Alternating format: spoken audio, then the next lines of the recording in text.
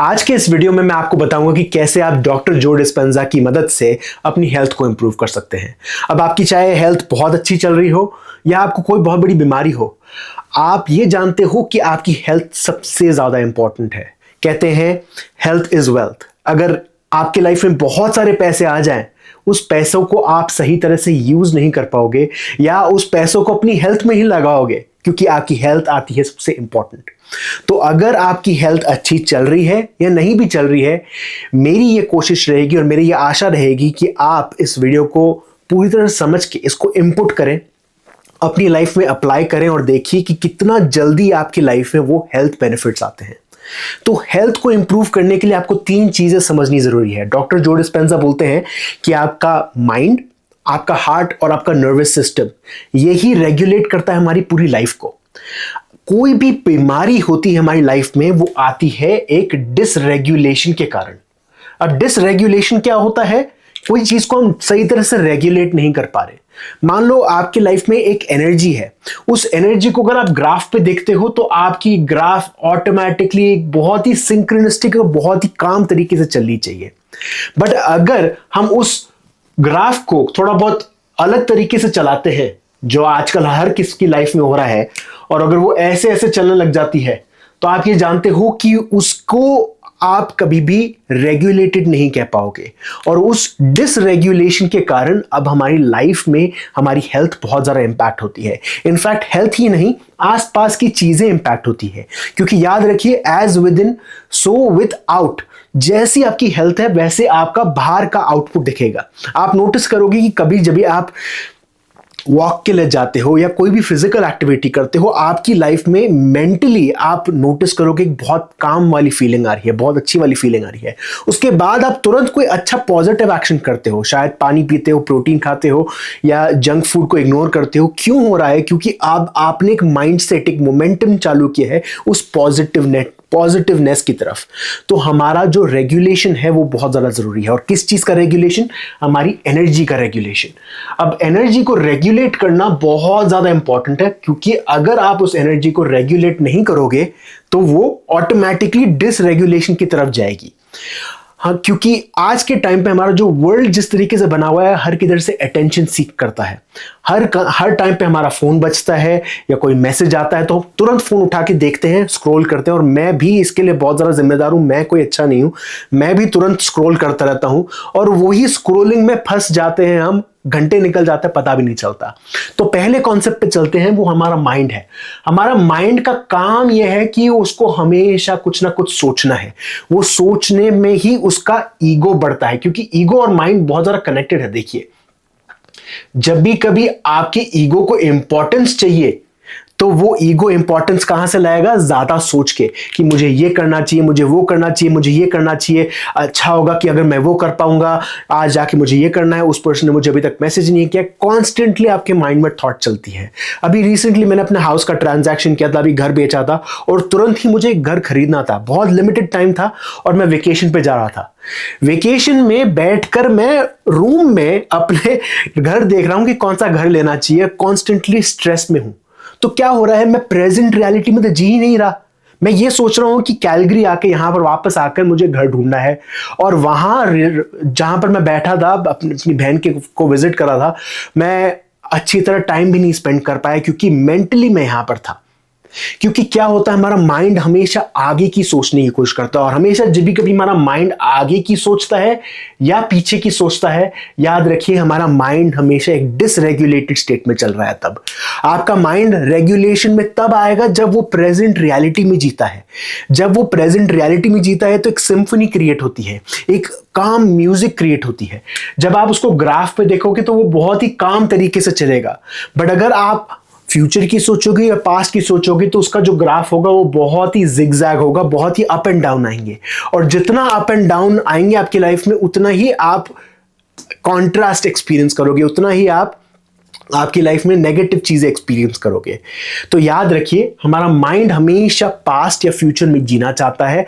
और जब भी कभी वो उसको पास्ट और फ्यूचर में हम जीने देते हैं, उतनी ही हम हमारे लिए प्रॉब्लम क्रिएट कर रहे हैं। क्योंकि क्या होता है, जिस तरीके से हमारा माइंड है उस तरीके से हमारा नर्वस सिस्टम है। हमारा नर्वस सिस्टम, हमारा जो काम स्टेट या हाई एंजाइटी स्टेट, हमारी फीलिंग, जिसको हम बोल सकते हैं हमारा फीलिंग स्टेट है, वो यहां से आता है। अब जिस तरीके से हमारा माइंड है उस तरीके से हमारा फीलिंग होगी, अब उसी तरीके से हमारी बॉडी रिएक्ट करेगी। आप नोटिस करोगे कई बार कि जब भी कभी आप एक कोई नई मीटिंग में जा रहे हो, कोई नए दोस्तों से मिल रहे हो, नए पर्सन से मिल रहे हो, आपकी बॉडी लैंग्वेज दिखाती है। आपका शायद शोल्डर्स लटके हुए होंगे, आपका हंच्ड बैक होगा, आप किस लोगों से नजरें नहीं मिला पाओगे। वो आपका नर्वस सिस्टम बता रहा है कि आप पूरी तरह से कॉन्फिडेंट नहीं हो। जिस तरीके से हमारी फीलिंग है, जिस तरीके से हमारी थिंकिंग है, हमारी थिंकिंग क्रिएट करती है हमारा नर्वस सिस्टम, वो हमारी इमोशंस को फिजियोलॉजिकली बताती है। आप एक और चीज नोटिस करोगे, मेरे साथ ये पर्सनली हो चुका है। कोविड के टाइम पे मैं ज्यादातर घर पे रहता था और 1 या 2 साल घर पे रहकर बाहर इतना नहीं जा रहे थे हम, ऑफिस भी नहीं जा रहा था मैं। और जब मैं ऑफिस गया 1 साल बाद, तो मैंने नोटिस किया कि लोगों से बात करने में थोड़ी बहुत घबराहट हो रही थी और तुरंत मुझे पसीना आने लग जाते थे कोई भी नए पर्सन से बात करते हुए। अब उसको मैंने फिक्स तो किया, बट वो फिजियोलॉजिकली मुझे बता रहा था कि भैया आपके माइंड में कुछ चल रहा है, उस माइंड को फिक्स करो और आपकी फिजियोलॉजी ऑटोमेटिकली ठीक हो जाएगी।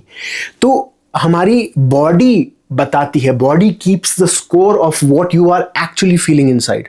सो अगर आपको अपने इनसाइड को चेंज करना है तो ये दोनों चीजों को आपको इंपैक्ट करना पड़ेगा। आपको अपनी फिजियोलॉजी पे ध्यान देना पड़ेगा, आप जिस तरीके से खड़े हो, जिस तरीके से आप चल रहे हो, इन चीजों पे ध्यान देना पड़ेगा और उसके हिसाब से आपकी थिंकिंग भी चेंज होती है। तो ये दोनों चीजें कनेक्टेड है।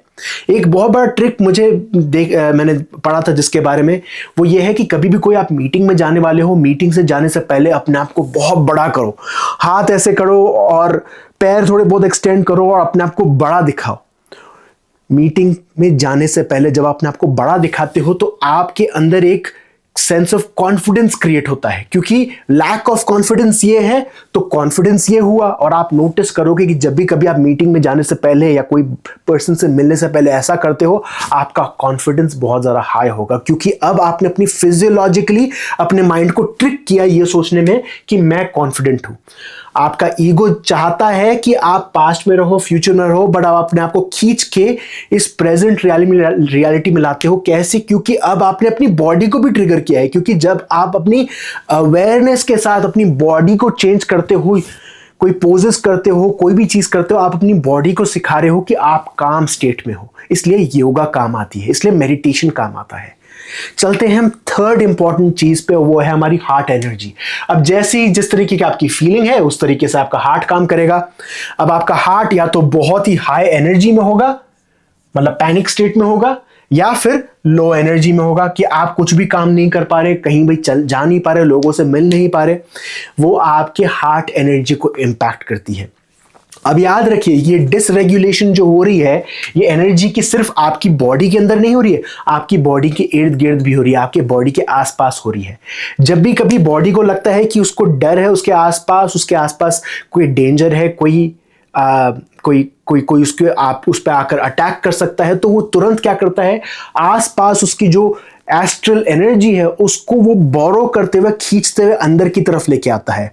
और वो अंदर वाली एनर्जी जाती कहां पर है? याद रखिए, एनर्जी को कोई ना कोई आउटलेट चाहिए, नहीं तो वो ट्रैप हो जाती, नहीं तो वो प्रॉब्लम क्रिएट करती है। अब एनर्जी जाती कहां पर है? वो जाती है यहां पर दोस्तों। हमारा माइंड अब बहुत ज्यादा सोचने लग जाता है, तो ये साइकिल बन जाती है। आपका माइंड ने बहुत ज्यादा सोचा, इसके कारण अब आपका नर्वस सिस्टम थोड़ा बहुत गड़बड़ करने लग गई। अब उसके कारण आपकी हार्ट एनर्जी इंपैक्ट होती है। अब हार्ट एनर्जी क्या बोल रही है कि बहुत तेज ब्लड सप्लाई करना है हमारे हाथ पैर को, क्योंकि बाहर कोई अटैक कर सकता है, बाहर शायद टीम्स की आवाज आ सकती है जहां पर हमको पैनिक स्टेट में आ सकते हैं। तो याद रखिए कि बाहर की जो एनर्जी है वो चेंज होने लग जाती है। अब हमारा हार्ट क्या करता है, बहुत तेज पंप करने लग जाता है हमारे ब्लड को, और वो हार्ट डिसरेगुलेशन में चला जाता है। अब डिसरेगुलेशन में क्या होता है, आपके आसपास की एनर्जी, आपकी बॉडी के आसपास एनर्जी को अंदर की तरफ खींचने लग जाते हैं। अब वो हम खींची हुई एनर्जी को क्या करते हैं, वापस थॉट एनर्जी में इन्वेस्ट करते हैं।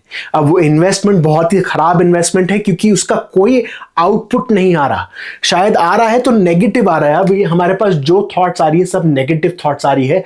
अब नेगेटिव थॉट्स से क्या होगा, वापस वही सेम फीलिंग क्रिएट होगी, वही सेम हार्ट एनर्जी क्रिएट होगी। हमारा ये एक हैबिट लूप में हम फंस जाते हैं। अगर हमको इसको एस्केप करना है तो हमको ये समझना है कि हमको अपने थिंकिंग माइंड को स्लो डाउन करना पड़ेगा। हमको अपने आप को प्रेजेंट रियलिटी में लाना पड़ेगा। जब हम अपने आप को प्रेजेंट रियलिटी में लाते हैं तो हमारा माइंड अब क्या करता है, ना वो पास्ट की सोचता है ना वो फ्यूचर की सोचता है। अब वो आ चुका है बिल्कुल एक काम स्टेट में। अब उस काम स्टेट में उसकी जो ब्रेन वेव पैटर्न है वो बहुत ही रेगुलेटेड होने लग जाती है। Up and down, up and down, up and down, slow movement में। अब वो स्लो मूवमेंट में क्या होता है, हमारा हार्ट भी अब रेगुलेटेड होने लग जाता है। अब धीरे धीरे हमारा माइंड, हमारा हार्ट जब रेगुलेट हो जाता है तो हमारा बॉडी भी समझ जाती है, हमारी नर्वस सिस्टम भी समझ जाता है कि हाँ बाहर कोई खतरा नहीं है, हम अब रिलैक्स हो सकते हैं। तो हमारा नर्वस सिस्टम भी चेंज होता है। और जब वो चेंज होता है क्या होता है दोस्तों, अब पहला एडवांटेज तो ये है कि हमने वो नेगेटिव थिंकिंग बंद कर दी। नेगेटिव थिंकिंग बंद कर दी तो उसका तो वो पॉजिटिव इम्पैक्ट तो होगा ही कि अब जो नेगेटिव मैनिफेस्टेशन हो रही है वो बंद हो जाएगी। दूसरी चीज ये है कि जब भी कभी आप एक पॉजिटिव, अब ये प्रेजेंट स्टेट में होते हो, प्रेजेंट स्टेट की जो वैल्यू है वो हमेशा पॉजिटिव होती है। जब आप प्रेजेंट रियलिटी में जीते हो तो आपकी state of vibration automatically high होती है। क्यों? क्योंकि याद रखिए हमारा जिस तरीके से हमें बनाया है इस ईश्वर ने, वो ऐसा है कि हम अपने आप को नेगेटिविटी में रोकते हैं, बट हमारी नेचुरल इंक्लिनेशन पॉजिटिव रहने की है। आपको मैं एक एग्जांपल के तौर पर बताता हूं। अगर आपको किसी पे गुस्सा आता है, किसी ने आपको कुछ कह दिया, अब आपको गुस्सा आता है, तो आपका तुरंत रिएक्शन ये होगा कि आप उस पर यल करोगे, उसको चिल्लाओगे, उस गुस्से को निकालने की कोशिश करोगे। और जैसे ही वो गुस्सा निकल जाएगा आप थोड़ा बहुत काम फील करोगे। दूसरा एग्जाम्पल लेते हैं। अगर आपको किसी ने कुछ बोल दिया, आपको बहुत बुरा लगा, आप शायद रोने लग जाते हो, और आप रोकर जब उस रोने वाले पीरियड से बाहर आते हो, आप एक हल्का, एक रिलैक्स्ड वाली फीलिंग महसूस करते हो। वो रिलैक्स्ड वाली फीलिंग क्या है, अब आपने उस नेगेटिव एनर्जी को निकाल दिया है। क्योंकि हमारी बॉडी बनी हुई है, हमारा मैकेनिज्म ये है कि हम नेगेटिव एनर्जी को निकाल देते हैं, उसको पकड़ के नहीं रखते हैं। बट क्या करते हैं हम, जब हम उस लूप में फंस जाते हैं तो वो नेगेटिव एनर्जी फंस जाती है, जिसके कारण हमारे चक्रा पे इंपैक्ट आता है। अब हमारा काम यह है कि जैसे ही हम उसको काम और प्रेजेंट स्टेट में लाते हैं, पहला तो एडवांटेज ये है कि अब नेगेटिव थॉट नहीं चल रही, तो उसका बेनिफिट होगा ही होगा। दूसरी चीज ये है कि अब आपका पॉजिटिव थॉट्स अब बढ़ने लग जाती है, क्योंकि नेचुरल इंक्लिनेशन हमारी बॉडी, हमारे माइंड और हमारे हार्ट की ये है कि हम एक काम और इजी गोइंग स्टेट में रहें, जो एक पॉजिटिव स्टेट है। अब जिस तरीके का आपका माइंड है उसी तरीके की आपकी वाइब्रेशन होगी। आपकी वाइब्रेशन से ही आप चीजों को मैनिफेस्ट करते हो। याद रखिए कि जितना हाई आपका माइंड होगा उतनी लो आपकी वाइब्रेशन होगी, और जितनी लो आपका माइंड होगा उतनी ही हाई वाइब्रेशन आपकी होगी। तो ये दोनों इनवर्सली प्रोपोर्शनल है। कैसे? जैसे ही आपका माइंड अब स्लो डाउन हो जाता है, अब आप ज्यादा सोच नहीं रहे, अब आप प्रेजेंट रियलिटी में हो, आप एक काम स्टेट में हो, आप बोल सकते हो कि आप एक मेडिटेटिव स्टेट में हो। इस मेडिटेटिव स्टेट में क्या हो रहा है, आप धीरे से अप में जा रहे हो, धीरे से लो में जा रहे हो, धीरे से अप में जा रहे हो, धीरे से लो में जा रहे हो। अब इसके कारण क्या हो रहा है, एक एनर्जी क्रिएट हो रही है। कहां पर क्रिएट हो रही है? अब आपका माइंड उस एनर्जी को यूज नहीं कर रहा जो आपके आसपास थी। अब वो एनर्जी बाहर की तरफ जाने लग जाती है, आपके बॉडी के बाहर जाने लग जाती है। तो आप यहां पर हो, आपकी ब्रेन पूरी की पूरी एनर्जी यूज कर रही थी, अब वो एनर्जी रिलीज हो जाती है, और वो जाती कहां पर है? आपके आसपास। अब वो हाई वाइब्रेशन क्रिएट करती है। Up and down, up and down, up and down, up and down, up and down, up and down. अब क्या हो रहा है, बाहर सिग्नल जा रहा है कि भैया जतिन यहां पर है, जतिन की लाइफ में ये सब चीजें होनी चाहिए। बाहर का आउटपुट चेंज होने लग जाता है, बाहर की रियलिटी चेंज होने लग जाती है, क्योंकि अब हमने अपनी इंटरनल चीज को चेंज किया है। जैसे हम अपने माइंड को काम करते हैं, बाहर चीजें अमेजिंगली काम करने लग जाती है और बहुत ही जल्दी काम करती है वो, क्योंकि अब वो हाई एनर्जी में है। प्रॉब्लम ये आती है दोस्तों कि जैसे ही हमने उस हाई वाइब्रेशन को रोका या टोका, ऐसा कुछ किया, अपने माइंड को तुरंत अगर हमने हाई वाइब्रेशन में लेकर आने लग गए, तो क्या होगा, ये जो हाई वेव चल रही थी अब ये एक तरीके से एक्सीडेंट में चली जाती है। मान लो कार बहुत तेज से चल रही है और उसका एक्सीडेंट हो जाता है।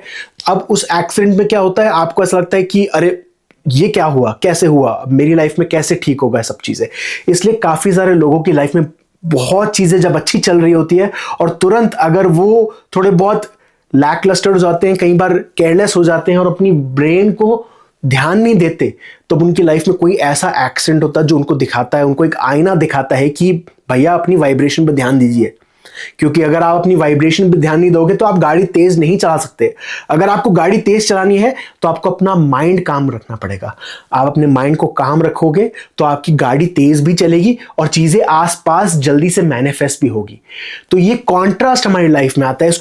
इसको काफी बार एब्राहम हिक्स बोलती है कि अगर आप अपनी गाड़ी बहुत तेज चला रहे हो तो आपको कॉन्ट्रास्ट भी बहुत जल्दी दिखेंगे। तो वो कॉन्ट्रास्ट को आपको जाने देना। अगर आप उसको पकड़ के बैठ गए तो आप अपनी वाइब्रेशन को लो करोगे, क्योंकि अब आपका माइंड कहीं ना कहीं ईगो में इन्वॉल्व हो चुका है।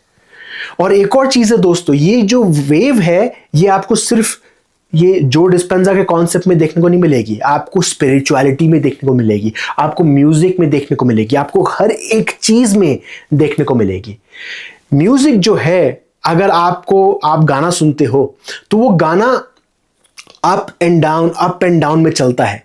तो ये अगर अप हुआ और ये डाउन हुआ म्यूजिक में, मान लो ये म्यूजिक है, माइंड नहीं है, ये अप एंड डाउन जो म्यूजिक में आपको गाना सुनने को मिलता है, हाई वेव और लो वेव, क्या म्यूजिक को आप म्यूजिक कहोगे कि जब वो एक फ्लैट वेव में हो, मतलब उसमें ना अप हो या ना डाउन हो, उसको आप म्यूजिक नहीं कह सकते। म्यूजिक तब बनती है जब अप एंड डाउन हो।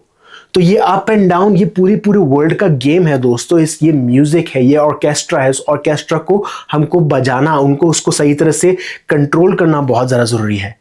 और इसको कभी भी हम फ्लैट लाइन में नहीं ले जा सकते, क्योंकि फ्लैट लाइन एग्जिस्ट होती ही नहीं है।